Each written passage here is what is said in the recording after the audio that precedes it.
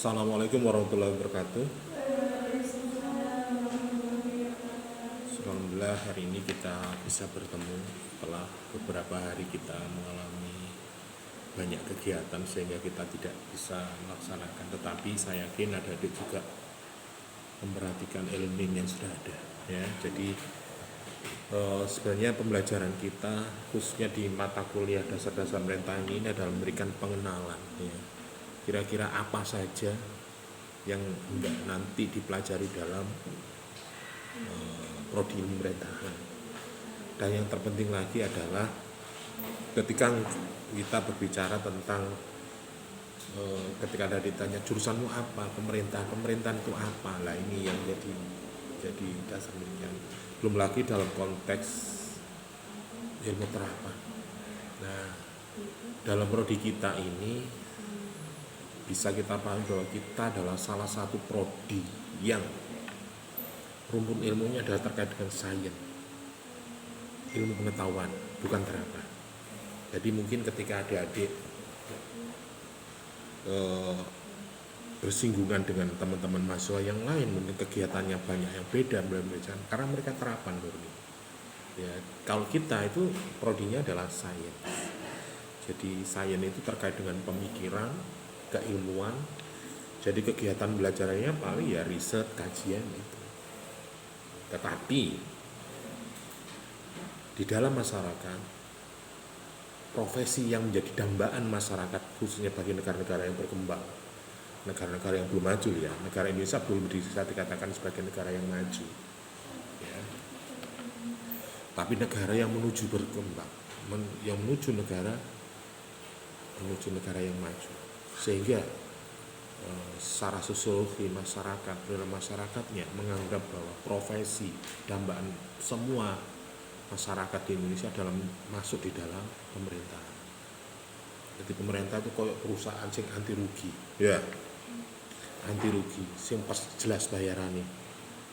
Ya. Kalau perusahaan mungkin fluktuatif. Ya. Kalau negara bisa dikatakan selama dunia ini masih ada, mungkin Indonesia masih ada. Walaupun tidak menutup kemungkinan bisa saja negara itu bubar. Tetapi saya yakin dengan kondisi sosial masyarakat Indonesia seperti ini, saya yakin sampai akhir hayat usia Anda tutup mata mungkin masih ada. Nah, di dalam negara itu ada pemerintah yang namanya yang menjalankan daripada sebuah negara itu. Nah, artinya mereka yang bekerja, yang mengabdi kepada negara.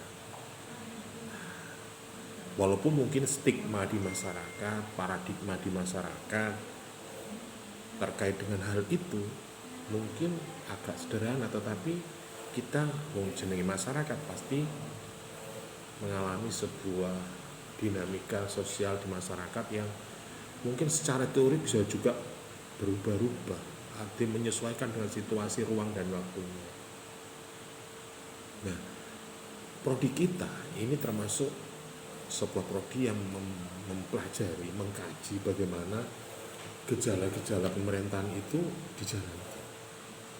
Makanya banyak mata kuliah yang barangkali nanti ada adik pelajari, atau mungkin di dalam kurikulum kita beberapa yang kita pilih untuk menyesuaikan dengan masa studi Anda. Jadi kalau Anda bisa memperdalam lagi di pasca sarjana bahkan sampai S3 bisa. Tetapi bisa juga disesuaikan dengan luaran daripada lulusan sarjana ilmu pemerintahan. Kalau bahasa sanepan guyonan, mungkin kalau gelar Anda SIP itu kan banyak sekali. Ono perias, ono pemimpin, ono perampok, ono pemimpin. Bisa saja jadi apa? Bisa menjadi sarjana penjualan, ono sarjana ilmu pengkreditan. Artinya apa? Kita ngomong negara, kita ngomong pemerintah, itu kait hajat hidup, gejala-gejala kehidupan, kebutuhan, kepentingan masyarakat. Nah, hal-hal yang seperti inilah yang mungkin pada pagi hari ini kita akan bicarakan, yaitu terkait dengan pemikiran pemerintahan.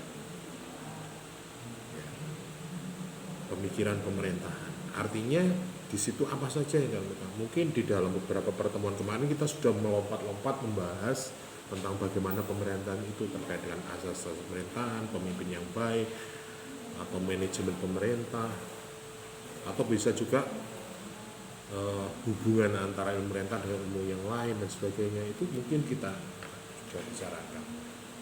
Nah, terkait apa yang saya sampaikan ini, terkait pemikiran-pemikiran Islam, pemikiran pemerintahan di dunia ini memang secara umum di luar negeri jurusan yang di perguruan tinggi ilmu pemerintahan itu memang jarang. Mungkin bisa digabungkan dengan yang lain. Jangankan kita berbicara luar negeri, Indonesia saja yang murni jurusan ilmu sains atau studi ilmu pemerintahan itu mungkin juga baru-baru saja.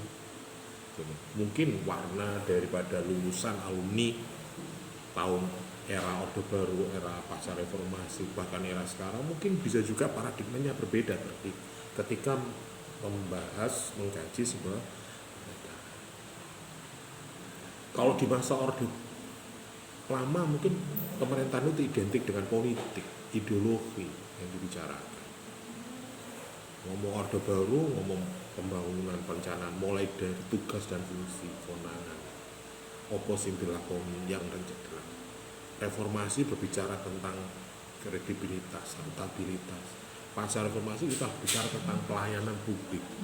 Kalau tadi saya sampaikan negara ini tidak akan mati, pemerintah bisa berganti-ganti, tapi negara tetap harus ada. Negara Kesatuan Republik Indonesia harus ada.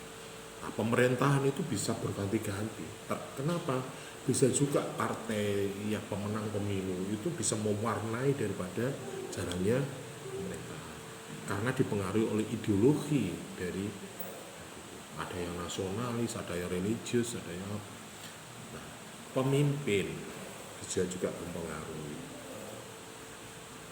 karena pemimpin itu akan membawa misi, visinya apa yang itu diterapkan di dalam perencanaan pembangunan pemerintah atau terkait dengan pelaksanaan dalam pemerintah. Jadi nih ngomong pemikiran pemerintah bermacam-macam. Apa sih yang dimana pemikir itu? Pemikir itu adalah orang yang berbicara tentang benar dan salah di sepanjang sejarah dunia. Pemikiran mereka tercatat sebagai sampai sekarang. Ada beberapa pemikiran-pemikiran tentang pemerintah. Di antaranya adalah pemikiran dari Yunani, ya. Ini ada beberapa tokoh pemikiran Yunani sekitar ada 8. Coro nih ngomong sains, Yunani itu kan negara-negara sains ya. Kemudian ada pemikiran Eropa. Kalau maksudnya ada Anglo-Saxon dan itu dari mereka Eropa. Kemudian ada pemikiran Islam. Jadi peradaban dunia itu ada yang itu sama Islam. Ada pemikiran Cina. Nah, Cina ini sekarang, Nah, Cina itu katanya negara komunis, tapi sekarang kok sudah mengarah ke kapitalis. Cina sudah hampir menguasai perekonomian dunia yang mungkin sebelumnya adalah Amerika dan Israel. Nah, Cina ini juga punya pemikiran-pemikiran dalam pemerintah. Ini adalah gambaran dunia secara. Nek ngomong genealogi ilmu pemerintahan di Indonesia, kalau berarti kalau kita skupnya hanya Indonesia, bisa juga pemikiran pemerintahan di Indonesia itu didasari pemikiran tentang negara aristokrasi, kerajaan-kerajaan, ya.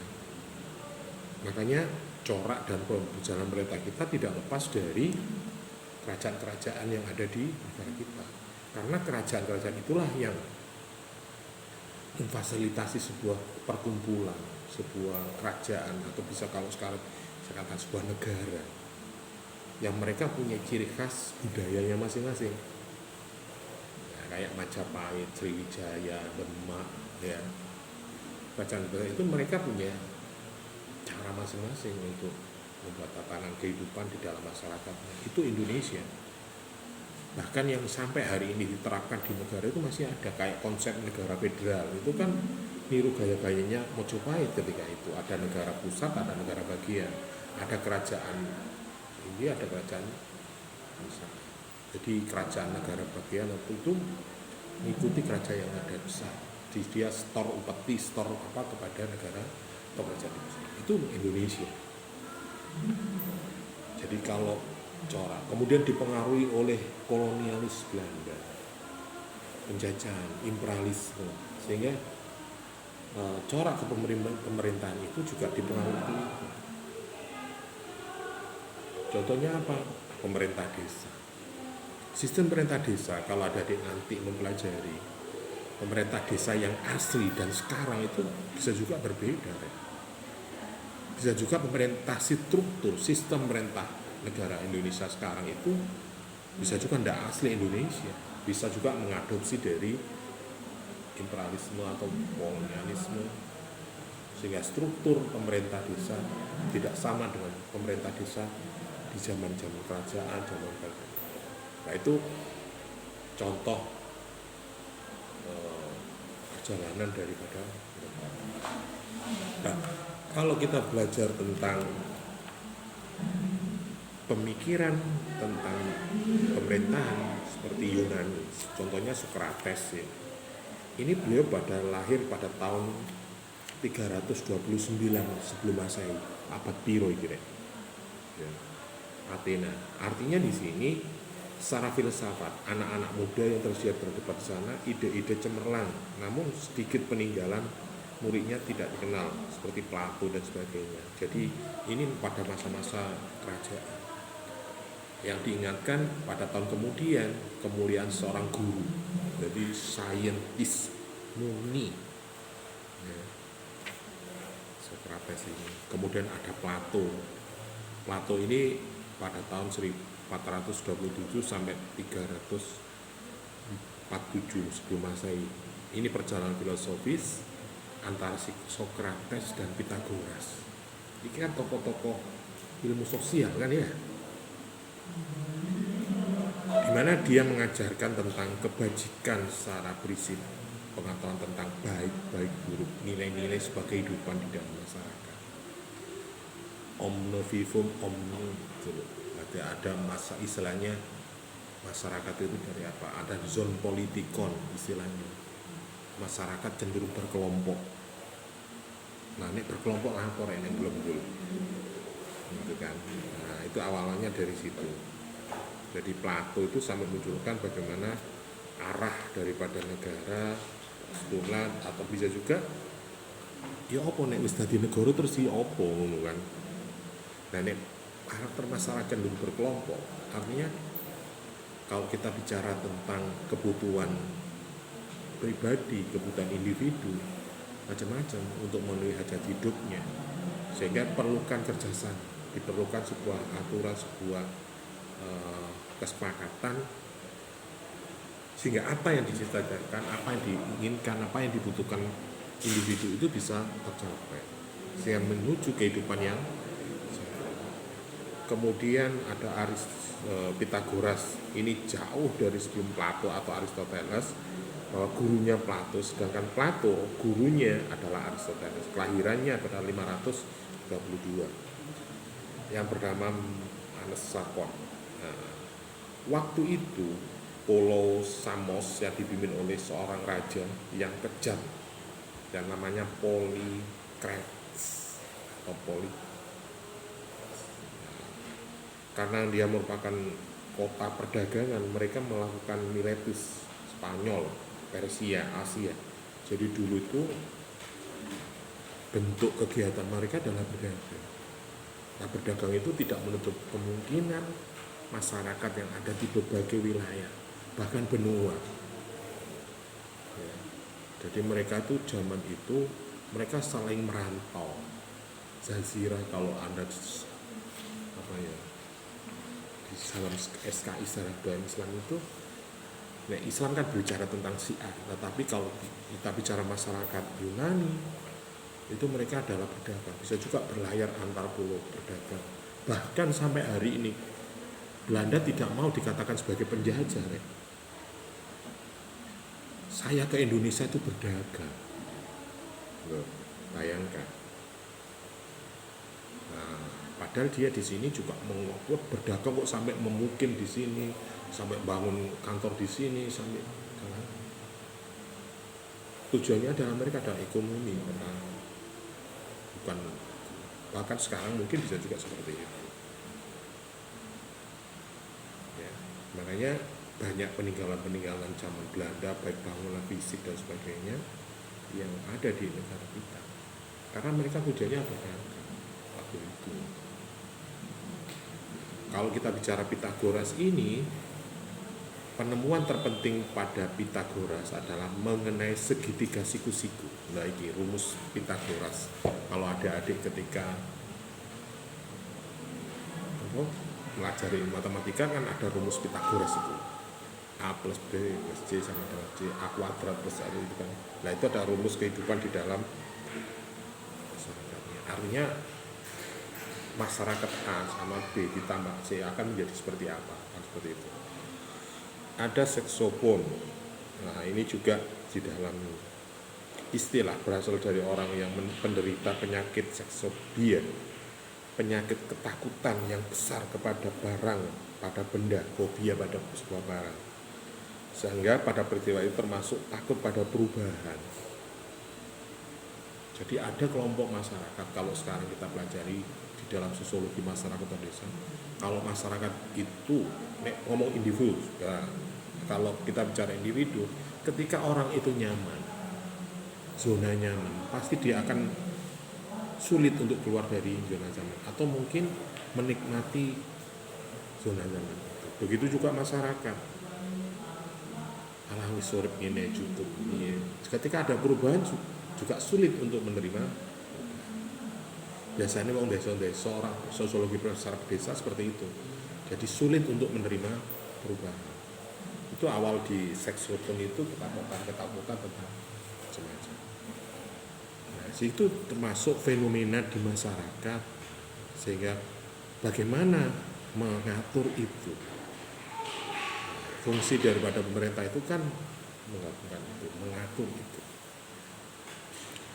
Nah, hal ini bermula bagaimana seseorang seksofon takut kepada kekuasaan. Takut pada kekuasaan yang tanpa pikir, tanpa rasa menghukum orang-orang berpikir jernih. Jadi negara ketika itu, perkumpulan negara itu kumpulan dari orang-orang yang kuat, orang-orang preman, orang-orang yang bisa juga bisa mengkondisikan, mempengaruhi orang lain, sehingga orang bisa mengikuti apa yang menjadi kehendaknya. Sehingga itu menjadi ketakutan bagi masyarakat, sehingga komunitas ini bisa memunculkan sebuah bentuk terjadinya bagaimana ada sebuah kekuatan yang bisa memaksa secara sah, itu adalah pemerintah. Ya. Maka di sini seperti Jerman ada Nazi, ya, melahirkan kecintaan terhadap berlebihan kepada rasnya sendiri. Di Jepang misalnya, sehingga muncullah penjual luar negeri yang melahirkan impor ke dalam negeri, promosi dan sebagainya. Yahudi misalnya memulihkan agama dan bangsanya. Tadi muncul rasa primordialisme, munculnya sifat kedaerahan, sifat kesukuan, sifat kenegaraan. Ini dirumus seksofon, ketakutan itu. Jadi muncul geng-geng, muncul kelompok-kelompok. Ada Protagoras, ini adalah tinggalan Ardera. Ini perintahan Athena Yunani. Ini termasuk prototip perubahan dari Pitagoras itu. Jadi Plato itu suka pada perilaku Protagoras, dia meminta uang kepada muridnya. Hal ini dilakukan Plato karena Plato relatif berbeda dengan Pitagoras. Penguasa pemerintah harusnya tidak membela hukum negara, tapi bersifat konvensi. Jadi perpaduan. Mari dulu itu kan masyarakat ditarik pajak, terus wajib PHE piye. Kalau Anda merasakan, ya mungkin adik-adik belum merasakan itu, ketika Anda sudah menjadi warga negara yang bisa berdiri sendiri, menjadi sebuah keluarga kakak, wis mungkin tanggung jawab pajak, tarian, wah keren. Terus apa fungsinya? Apa kembalinya kepada kita? Nah, ini awal-awalnya dari pemikiran Protagoras ini. Lah negara duit teko endi? Nek gak teko urunan masyarakat.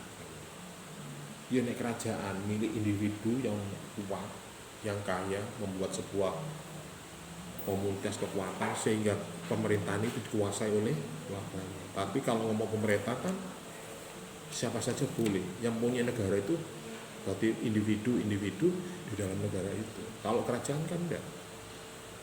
Nah, negara kita berasal dari kerajaan itu. Ada Permindes, ada Heraklitus, Aristoteles ini yang paling terkenal lah.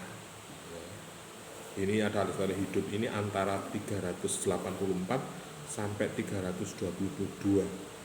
Ini zaman kelahiran Nabi Isa. Loh, zaman Nabi Isa ini. Aristoteles. Dalam satu pemerintahan, Aristoteles mendukung adanya segelintir masyarakat yang dianggap sebagai budak beliau. Karena dianggap sejalan dan segaris, bahkan percaya kerendahan martabat wanita dibandingkan kaum laki-laki. Ini tentu dipengaruhi oleh budaya-budaya berlaku ketika itu. Coba nanti Anda browsing-browsing tentang pemikiran Islam. Ini kan ringkasan kayak kalau yang di buku ini kayaknya. Jadi kalau Anda bisa, mungkin ada buku eksklopedia tentang ini kayaknya rangkuman. Jadi bedanya pemikiran Yunani ini prasejarah nek ngomong sampean. Makanya di dalam ilmu pemerintahan nanti itu ada pelajaran namanya sosiologi antropologi pemerintahan. Ada sosiologi pemerintahan atau antropologi pemerintahan gitu. Tadi ada sejarah, ada prasejarah nek ngomong antropologi. Jadi awal berdirinya, awal menjadi masyarakat seperti apa, seperti itu. Kemudian kalau pemikiran Eropa, ini adalah sebagai negara-negara yang di dalamnya ada negara-negara sekuler. Ya, tadi wis seperti John Jasper Rousseau. Nah ini seorang anti rasionalisme. Dan mereka menyumbangkan dalam penyampaian pendapat tentang demokrasi, persamaan hak, dan derajat manusia. Rousseau. Ini terkenal ya, nek ngomong tokoh pemerintahan, tokoh pemikir pemerintahan dunia. Ya. Artinya di Eropa itu berpikirnya sudah anti rasionalisme. Penyumbang tentang bagaimana pendapat demokrasi, persamaan derajat. Jadi nek kerajaan tadi milik individu orang, tapi kalau cara negara sudah milik orang banyak. Nah orang banyak itu sing kok piye? Siapa mereka orang banyak itu? Pasti ada kelompok-kelompok. Kalau sekarang ada Indonesia katakanlah nek ngomong negara, bukan Jawa Timur, bukan Jawa Barat, tapi partai politik kan ya? Partai politik itu ada di Jawa Timur, ada di Jawa Barat, ada di Sumatera. Sehingga konteks penyelenggaraan pemerintahan kita itu kalau ngomong konstitusi, ngomong hukum negara yang bisa mempengaruhi itu adalah kelompok atau namanya partai politik itu yang mewadai di setiap daerah. Nah, terus sing di kita ada provinsi, ada namanya DPD daerah. Tetapi ini ngomong konteks negara tetap mereka adalah perwakilan kelompok atau partai politik itu. Kemudian juga Eropa itu ada Thomas Hobbes. Ini adalah seorang materialistis. Bagi kehidupan manusia hanya didasari pada keinginan-keinginan mekanis saja. Karena diperlukan pemerintah sebagai organisasi terbesar di dalam negara memiliki legitimasi kekuasaan, termasuk kekuasaan untuk mengatur dan mengurus rakyatnya, kemudian harus dipatuhi, ditaati, sehingga pemerintah itu harus berfungsi. Jadi materialis itu wis konsepnya wis kayak pekerja profesional. Yo tidak hanya ngabdi, mosok ngabdi tok, ya mesti ada anggarannya, ada penyuplai. Karena itu kehidupan manusia seluruhnya dianggap materi dan jiwa rohnya bagi mereka yang material. Jadi masyarakat sebagai modal, pelaku, objek kebijakan. Kenapa harus ada kebijakan untuk fakir miskin? Karena di dalam masyarakat ada orang miskin, ada orang yang hidupnya tidak sehat. Maka diperlukan kebijakan. Nah, berarti masyarakat sebagai objeknya, kajiannya. Ada Hegel. Nah, ini pemikiran tokoh-tokoh sosial terkait dengan mereka. Ada Nicole Maxwell, ada John Lennox, ada Mostikule, ada Karl Marx. Ini saya cuplik-cuplik saja. Nah, Karl Marx ini adalah orang-orang termasuk punya pemikiran yang radikal bebas. Dia menganggap bahwa ajaran-ajaran dipakai Rusia pada tahun 1918 Jerman, filosofi mereka adalah kapitalisme, industri nih ngomong Karl Marx.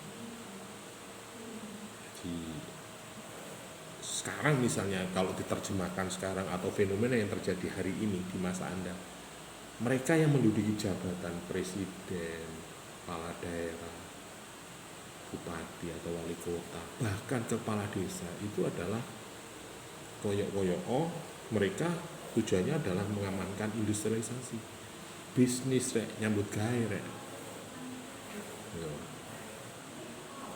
Jadi kenapa ini kok ya karena ada bisnis-bisnis yang harus dilindungi dengan kekuatan pemerintah, atau paling tidak mengamankan perusahaannya dan sebagainya.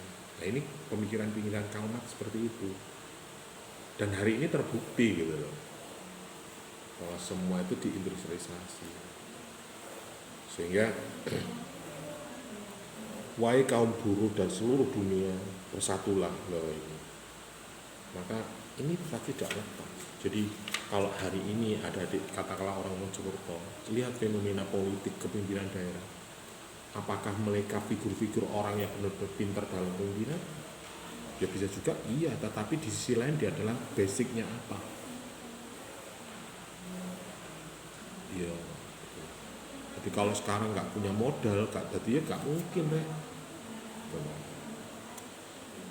Vladimir Lenin ini juga pemikiran tentang ada Stalin. Kemudian kalau kita bicara Islam,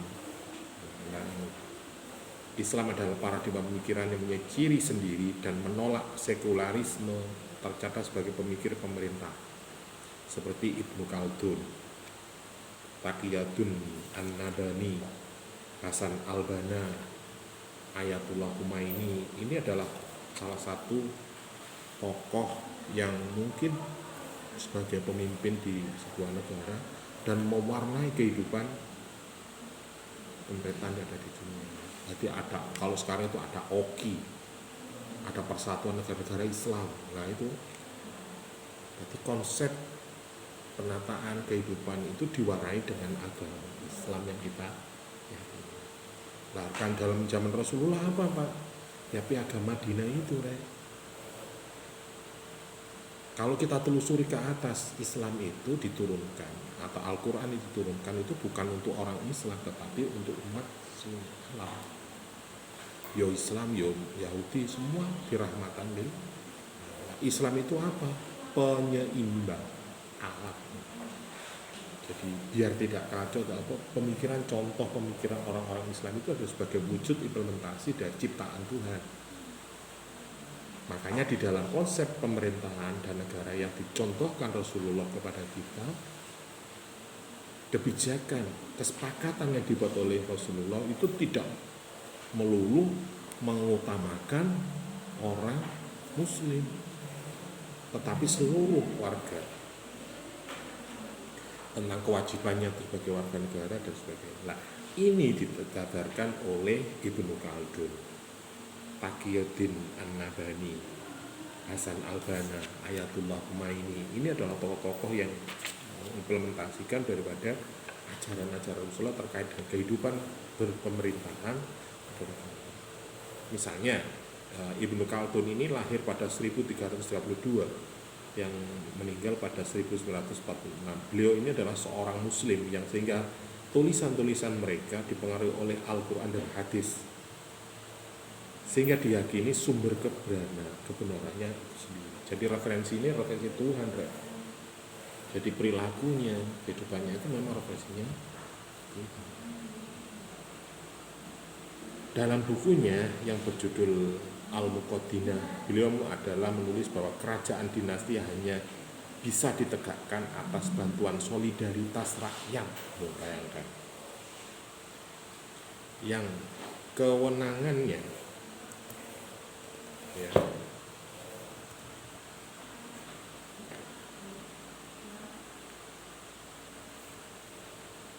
kedudukan sebagai raja ini kedudukan yang terhormat, sehingga diperebutkan memberitahukan kepada orang memegang kedudukan, kekayaan dan sebagainya.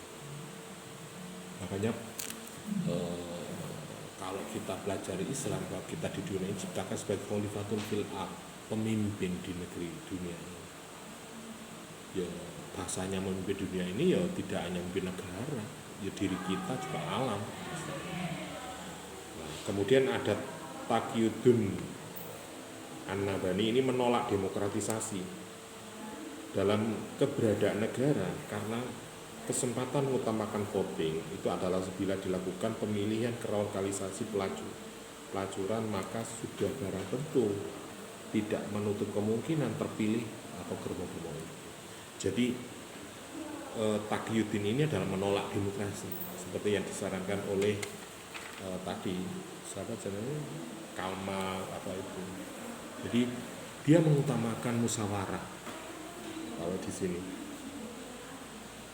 Ya, seperti bangsa kita, budaya kita yang asli ada musyawarah, mufakat dan gotong royong, itu yang ini adalah mengadopsi dari pemikiran Taqiyuddin. Nah, pendiri Hizbut Tahrir, beliau ini lahir di Indonesia. Artinya mereka ini yang bersikukuh mengajarkan tentang khilafah. Tetapi pada perjalanannya memang Islam itu rahmatan ilahi, tidak bisa jadi mengatur dunia, khalifah di dunia ini di Ar-Rasyidah sesudah Rasulullah ini, Umayyah, di sejarah kepemimpinan pemerintahan itu pasca Rasulullah itu ada sampai negara-negara, bahkan negara Islam ketika itu hampir separuh dunia ini dikuasai Nah, karena apa? Mungkin ajaran-ajarannya tidak menyakiti dan sebagainya, keadilan dan sebagainya. Kalau kita referensi langsung dari Rasulullah dan Al-Quran dan hadis, saya kira nggak mungkin itu walaupun kadang ada kayak radikal, tapi intinya tidak itu. Jadi khalifah akan lahir pada Turki. Kerajaan Turki ini melapori bahwa syarat syariat Islam akan membiarkan pemimpinnya, beliau seorang hakim, sastrawan, serta ulama terkemuka di dalam Khalifah Utsmaniyah. Nah, ini kalau Anda mempelajari kerajaan-kerajaan Islam, kerajaan Utsman, atau mungkin sinetron ya Ottoman loh, mungkin ya kerajaan Ottoman ini adalah kerajaan-kerajaan Islam atau pemerintahan Islam. Kemudian yang baru-baru ini atau yang mungkin ada belum lahir ini, Ayatullah Khomeini ini termasuk pemimpin Islam yang zaman Iran ini, terkenal kewaliannya dan sebagainya. Ini pada tahun 1902 Khomeini ini lahir di Teheran, Iran. Pada usia 40 pertama kalinya dia menerbitkan buku yang namanya Tulh Asrar. Kemudian tahun terbit buku beliau adalah Qaulibul Maqsad, penjelasan dari masalah. Jadi mereka adalah pemikir-pemikir Islam kemudian ada sekarang Cina. Nah, ini ada Sangyang, ada Kouhucu, ada Mao Zedong, ada Jiang Qing. Nah, ini banyak pemikiran. Mungkin kalau sekarang ya sampai jadi Perdana Menteri Cina ya, Xi Jinping itu jadi itu kan. Jadi Cina itu pada awal-awalnya dikenal sebagai negara komunis, tapi sekarang sudah mengarah kapitalis. Jadi dia menguasai perekonomian dunia. Jenis kapitalis itu kan ya gak sosialis.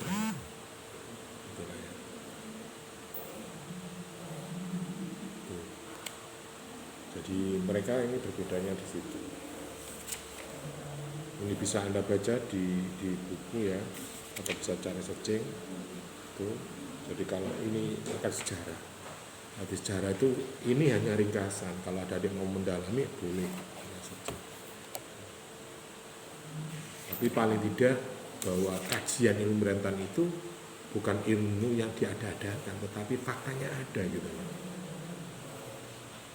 Jadi ada yang mengatakan, wah, wong kepingin mau masuk jadi PNS, tapi kenapa tidak mau mempelajari ilmu pemerintahnya?